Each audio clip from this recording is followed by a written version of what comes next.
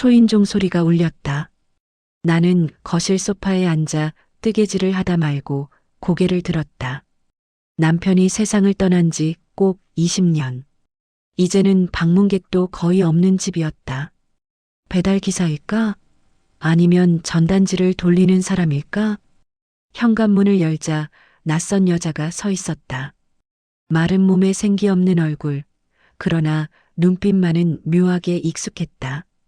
50대 후반쯤 보이는 여자는 입술을 떨며 나를 바라봤다. 여자는 조심스럽게 입을 열었다. 죄송합니다. 이렇게 갑자기 찾아와서. 여자의 목소리는 가늘게 떨렸다. 나는 그 목소리를 기억했다.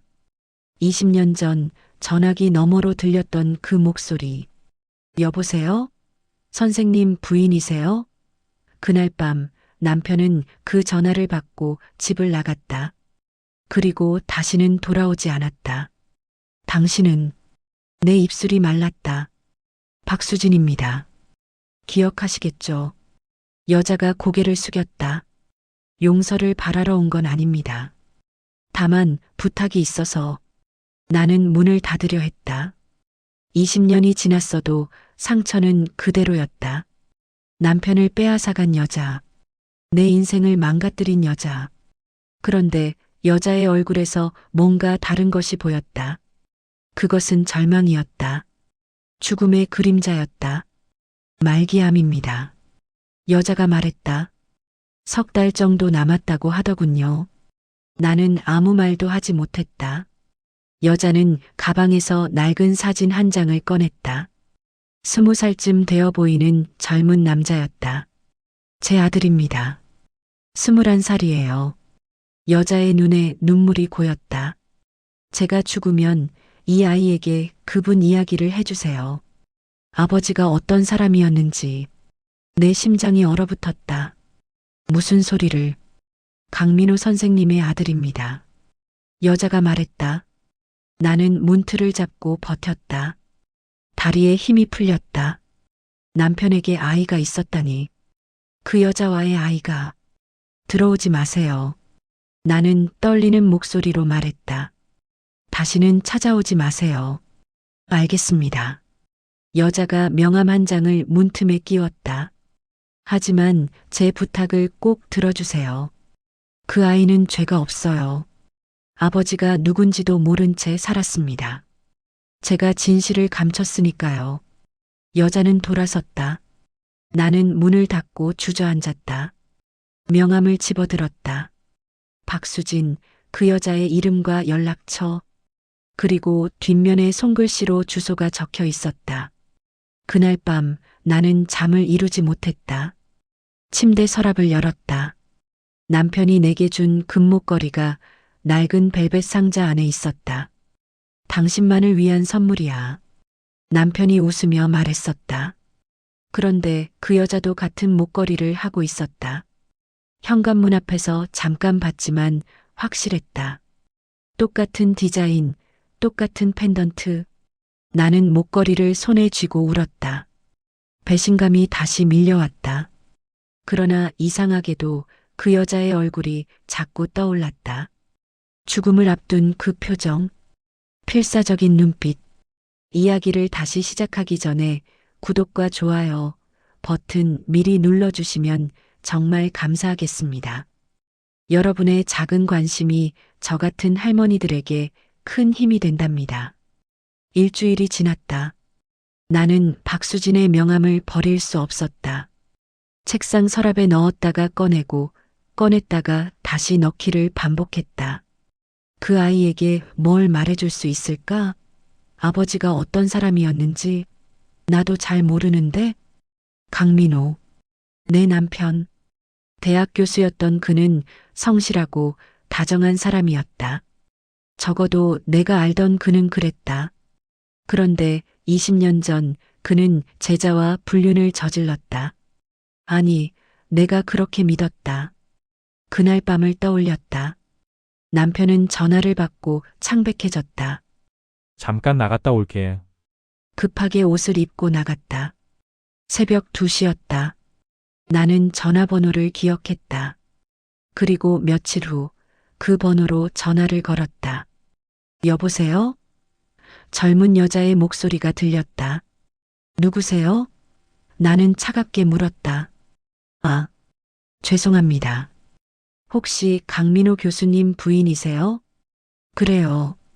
당신은 누구죠? 전화는 끊겼다. 나는 남편을 추궁했다. 처음에는 부인했지만 결국 인정했다. 미안해. 그는 아무 설명도 하지 않았다. 그리고 한 달 후 집을 나갔다. 이혼 서류가 등기로 왔다. 나는 서명했다. 그 후로 남편의 소식을 듣지 못했다. 동료 교수들도 연락이 끊겼다고 했다. 마치 세상에서 사라진 것처럼. 15년 전 남편의 부고가 왔다. 가남이었다. 장례식장 주소가 적혀 있었지만 나는 가지 않았다. 이미 끝난 관계였으니까. 그런데 지금 와서 그 여자가 나타났다. 죽어가면서 아들 이야기를 하며 나는 결심했다. 진실이 뭔지 알아야 했다. 남편이 왜 그랬는지, 그 여자가 왜 지금 찾아왔는지. 이틀 후 나는 박수진의 집을 찾아갔다. 작은 빌라 3층이었다. 초인종을 누르자 여자가 문을 열었다. 더 수척해진 얼굴이었다. 들어오세요. 여자는 놀라지 않았다. 마치 기다렸다는 듯. 좁은 거실에는 약봉지들이 탁자 위에 놓여 있었다. 벽에는 아들 사진이 걸려 있었다. 졸업사진, 여행사진, 생일사진. 모든 사진 속에 남자는 혼자였다. 차라도 드릴까요? 여자가 물었다. 아니요. 나는 단호하게 말했다. 진실을 듣고 싶어요. 남편과 당신이 무슨 관계였는지. 여자는 천천히 소파에 앉았다. 제가 오해를 받는 건 당연합니다. 하지만 부인께서 생각하시는 그런 관계는 아니었어요. 그럼 뭐였죠? 나는 나를 세웠다. 새벽에 전화하고 남편을 불러내고 그게 뭔가요? 여자의 눈에서 눈물이 흘렀다. 구해주셨어요. 교수님이 절 구해주셨습니다. 무슨 소리예요? 그날 밤 여자가 떨리는 목소리로 말했다. 저는 선배한테 습격을 당했어요. 술자리가 끝나고 혼자 귀가하는데 같은 과 선배가 따라왔어요. 성폭행하려고. 나는 숨이 멎었다. 저는 저항했지만 힘에서 밀렸어요. 그때 교수님한테 전화했습니다. 유일하게 믿을 수 있는 사람이었으니까. 교수님은 바로 오셨어요. 그 선배를 떼어놓고 경찰에 신고하셨죠. 그런데 왜? 나는 말을 잇지 못했다. 저를 성폭행한 선배 집안이 대학교 경영진이었어요. 여자가 고개를 숙였다. 압력이 들어왔습니다. 교수님한테 사건을 덮으라고, 아니면 교수직을 그만두라고. 여자는 목에 걸린 금목걸이를 만졌다. 내가 가진 것과 똑같은 목걸이. 교수님은 저를 지켜주셨어요. 사건을 끝까지 밝히겠다고. 그래서 학교를 떠나셨죠. 명예도 경력도 다 버리고. 내 손이 떨렸다. 그럼 왜 아무 말도 안 했어요? 제게 말씀드리려 했대요. 여자가 울먹였다. 하지만 부인께서 오해하실까봐 망설이셨답니다. 그리고 결국 이혼까지 가버렸죠. 나는 자리에서 일어났다. 다리가 후들거렸다. 잠깐만요. 정리가 안 돼요. 그럼 남편은 당신을 여자로서 사랑한 적은 없어요. 박수진이 단호하게 말했다. 교수님은 저를 제자로만 대하셨습니다. 학문적으로도 인간적으로도 존경스러운 스승이셨죠. 그럼 아들은? 강민호의 아들이라고 했잖아요. 여자는 고개를 저었다. 생물학적 아버지는 아닙니다. 하지만 진짜 아버지였어요. 교수님이 그 아이를 초등학교 입학 전까진 키워주셨거든요. 여자는 찬장에서 낡은 일기장을 꺼냈다. 이걸 읽어보세요. 교수님이 남기신 겁니다. 일기장을 펼쳤다. 남편의 필체였다. 나는 떨리는 손으로 읽기 시작했다. 2005년 3월 15일. 수진이가 임신했다는 소식을 들었다. 그 짐승 같은 놈의 아이다. 수진이는 낙태를 고려했지만 나는 말렸다. 죄 없는 생명이니까. 그 아이는 선택할 수 없었던 탄생이지만 사랑받을 자격이 있다. 2005년 11월 20일. 아이가 태어났다. 민준이라고 이름 지었다. 수진이는 아이를 볼 때마다 운다. 나는 이 아이를 내 아들처럼 돌보기로 했다. 부인에게 미안하지만 이것이 내가 제자를 지키지 못한 무능력한 선생이 할 수 있는 유일한 속죄다. 2006년 2월 8일. 이혼 서류가 왔다. 부인이 모든 걸 오해하고 있다. 설명하고 싶지만 수진이의 상처를 다시 드러낼 수 없다. 부인을 사랑했다. 지금도 사랑한다. 하지만 그 끔찍한 광경을 내 두 눈으로 목도하고도 난 선생으로서 어른으로서 내 제자를 도울 길이 없다. 권력이라는 힘 앞에 무기력하게 2차 가해가 벌어지는 상황을 바라만 보고 있어야 한다. 내가 진정 이러고도 선생이라 할 수 있는가? 교육자의 길을 선택하고 묵묵히 걸어온 내 자신의 인생 자체가 위선적으로 느껴진다. 하지만 진실을 말하면 수진이가 다시 그 끔찍한 기억과 마주해야 한다. 침묵을 선택한다. 일기를 읽으며 나는 눈물을 참을 수 없었다. 남편은 나를 사랑했다. 그리고 제자를 지키기 위해 모든 걸 희생했다. 왜 지금에서야 말씀하시는 거예요? 나는 울먹였다. 죄송해요. 박수진이 고개를 숙였다. 저도 오래 고민했어요. 교수님께서 평생 침묵하셨는데 제가 진실을 밝히는 게 맞는 건지. 하지만 제가 곧 죽어요. 그리고 민준이는 아버지가 누구였는지 알 자격이 있어요. 나는 창밖을 바라봤다. 햇살이 커튼 사이로 비쳤다. 교수님이 이걸 주셨어요. 박수진이 목에서 금목걸이를 풀었다. 제가 21살 생일 때 용기를 잃지 말라고 하셨죠. 그 사건 이후로 저는 사람을 못 믿었거든요. 교수님만 빼고. 나는 내 목에 걸린 목걸이를 만졌다. 같은 목걸이예요. 알아요. 박수진이 슬프게 웃었다. 부인께 드린 목걸이와 같은 거죠? 교수님이 말씀하셨어요. 내가 사랑하는 두 사람에게 주는 거다. 한 사람은 아내로서, 한 사람은 딸처럼. 나는 그제야 이해했다. 남편은 두 여자를 다르게 사랑했다. 나는 아내였고 박수진은 보호해야 할 제자였다. 그런데 세상은, 그리고 나는 그 사랑을 오해했다. 교수님은 외로우셨을 거예요. 박수진이 말했다. 부인을 그리워하면서도 연락할 수 없었고 저를 돌보면서도 오해받을까 두려워하셨죠. 돌아가실 때까지 혼자였어요. 나는 고개를 숙였다. 남편도 외로웠지만 나도 외로웠다. 박수진도 외로웠다. 우리는 모두 같은 남자를 사랑했고 같은 남자 때문에 고독했다. 민준이를 만나고 싶어요. 내가 말했다. 박수진의 얼굴에 희망이 번졌다. 정말요? 네. 강민호의 아들이니까요.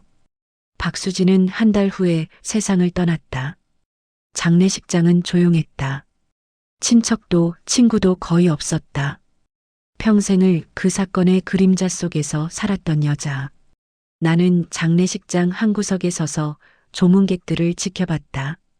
검은 양복을 입은 젊은 남자가 영정 앞에 무릎을 꿇었다. 박민준, 21살. 어머니를 닮아 가늘고 섬세한 인상이었다. 그런데 눈빛만큼은 강민호를 닮았다. 깊고 진지한 눈빛. 장례를 치르고 나는 민준에게 다가갔다. 잠깐 이야기 좀 할까요? 민준은 고개를 끄덕였다. 우리는 장례식장 근처 조용한 카페로 갔다. 어머니가 부탁하셨어요. 나는 말문을 열었다. 당신 아버지 이야기를 해달라고. 민준의 눈이 커졌다. 아버지요? 저는 아버지가 누군지 잘 몰라요. 어릴 때 기억만 드문드문 날 뿐 어머니께서 자세히 말씀 안 해주셨거든요. 강민호. 나는 천천히 말했다. 당신 아버지는 강민호예요. 대학 교수였죠. 그리고 나는 잠시 말을 멈췄다. 제 남편이었어요. 민주는 숨을 멈췄다. 나는 지난 20년의 이야기를 천천히 들려줬다. 그날 밤의 사건, 오해, 침묵, 희생. 그리고 두 여자가 각자의 방식으로 한 남자를 기억하며 살아온 이야기. 아버지는 용기 있는 사람이었어요. 내가 말했다. 당신 어머니를 지키기 위해 모든 걸 버렸죠. 명예도 가정도. 그리고 당신을 아들처럼 키웠어요. 민준의 눈에서 눈물이 흘렀다. 나는 박수진이 준 일기장을 꺼냈다. 아버지는 평생 당신을 지켜봤어요. 멀리서 조용히. 민준은 일기장을 받아들었다. 손이 떨렸다. 펼쳐서 읽기 시작했다. 2010년 3월 2일. 민준이가 초등학교에 입학했다. 멀리서 지켜봤다. 교복이 잘 어울린다. 씩씩하게 걸어가는 모습이 기특하다. 수진이가 고생이 많다. 내가 더 도와줘야 하는데. 2015년 7월 10일. 민준이가 중학교 과학경시대회에서 상을 받았다고 한다. 머리가 좋은 아이다. 대학 진학도 잘할 것 같다. 장학금을 만들어야겠다. 수진이가 경제적으로 힘들어하니까. 2018년 12월 25일. 크리스마스다. 민준이가 20살이 되었다. 이제 청년이다. 나는 그 아이를 멀리서만 봤지만 자랑스럽다. 내 피는 안 섞였어도 내 아들이다. 민준은 일기를 읽으며 소리내어 울었다. 나도 눈물을 흘렸다. 아버지는 저를 사랑하셨나요? 민준이 물었다. 물론이죠. 나는 고개를 끄덕였다. 당신이 얼마나 소중한 존재인지 아버지는 알고 있었어요. 그리고 어머니도 알고 있었고요. 우리는 한참을 아무 말 없이 앉아 있었다. 카페 창밖으로 봄 햇살이 쏟아졌다. 저도 이걸 드리고 싶어요. 나는 목에서 금목걸이를 풀었다. 그가 제게 준 거예요. 당신 어머니도 같은 걸 가지고 있었죠. 민주는 목걸이를 받아들었다. 펜던트를 손가락으로 쓰다듬었다. 왜 이걸 저한테 주시는 거예요? 민준이 물었다. 당신은 그의 아들이고 저는 그의 아내였으니까요. 나는 미소 지었다. 이제 우리는 가족이에요. 피보다 더 깊은 인연으로. 민주는 눈물을 닦았다. 감사합니다. 진심으로. 아버지도 감사할 거예요. 나는 일어서며 말했다. 당신이 잘 자라줘서. 카페를 나서며 나는 하늘을 올려다봤다. 구름 사이로 햇살이 비쳤다. 강민호가 어딘가에서 우리를 보고 있을 것 같았다. 두 여자가 서로를 이해하고 그의 아들을 함께 안아주는 모습을. 20년의 오해가 풀렸다. 그리고 20년의 고독도 끝났다. 박수진과 나는 같은 사랑을 나눴다. 강민호라는 남자의 다른 면을 각자 사랑했고 그를 통해 연결되었다. 이제 우리는 적이 아니라 같은 고통을 견딘 자매였다. 금목걸이는 이제 민준의 것이었다. 두 여자의 사랑과 한 남자의 희생이 담긴 목걸이. 그것은 오해가 아니라 이해의 상징이었고 구원의 증거였다. 나는 집으로 돌아왔다. 거실 창문을 열었다. 바람이 불어왔다. 남편의 목소리가 들리는 것 같았다. 여보 미안해 그리고 고마워. 저도 미안해요. 그리고 당신을 사랑했어요. 지금도. 그날 밤 나는 오랜만에 깊이 잠들었다. 꿈속에서 강민호가 나타났다. 그는 웃고 있었다. 더 이상 외롭지 않은 얼굴로. 금빛 할머니의 감동 가득 이야기 즐거우셨나요? 좋아요와 구독 부탁드려요. 채널 운영에 큰 도움이 됩니다. 또 새로운 감동적인 이야기로 찾아뵙겠습니다. 끝까지 시청해 주셔서 감사해요.